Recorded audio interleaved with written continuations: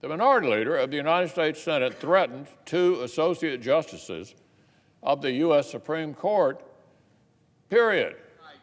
I want to tell you, Gorsuch, I want to tell you, Kavanaugh, you have released the whirlwind, and you will pay the price.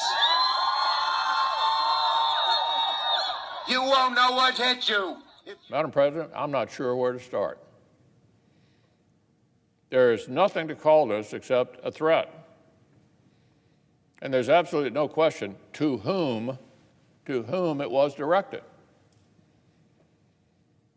Contrary to what the Democratic leader has since tried to claim, he very, very clearly was not addressing Republican lawmakers or anyone else. There's no other way to interpret that. Even worse, the threat was not clearly political or institutional. As I'll discuss in a moment, these kinds of threats are sadly nothing new from Senate Democrats. Now, Madam President, I just listened to the Republican leader, and there was a glaring omission in his speech. He did not mention what the rally yesterday, my speech, or the case before the court was about: a woman's constitutional right to choose.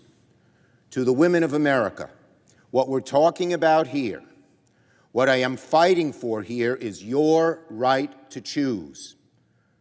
An issue, of course, Leader McConnell completely ignored in his speech. I feel so passionately about this issue, and I feel so deeply the anger of women all across America about Senate Republicans in the courts working hand in glove to take down Roe v. Wade. I just read about a woman in Shreveport who, under the Louisiana law, now before the Supreme Court, would have to travel over 300 miles to exercise her constitutional freedoms. And this is happening in states across the country.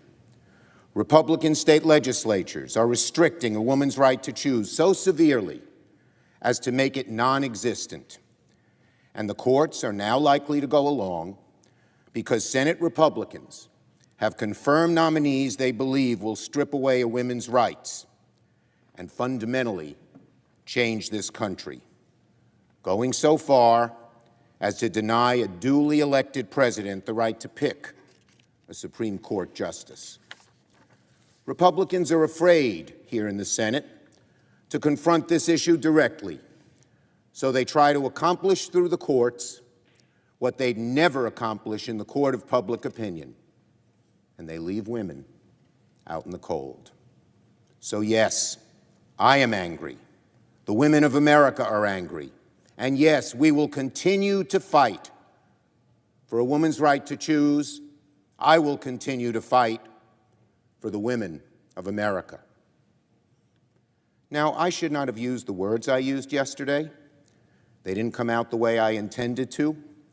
My point was that there would be political consequences for President Trump and Senate Republicans if the Supreme Court, with the newly confirmed justices, stripped away a woman's right to choose. Of course, I didn't intend to suggest anything other than political and public opinion consequences for the Supreme Court, and it is a gross distortion to imply otherwise. I'm from Brooklyn. We speak in strong language. I shouldn't have used the words I did, but in no way was I making a threat. I never would do such a thing. And Leader McConnell knows that. And Republicans who are busy manufacturing outrage over these comments know that too.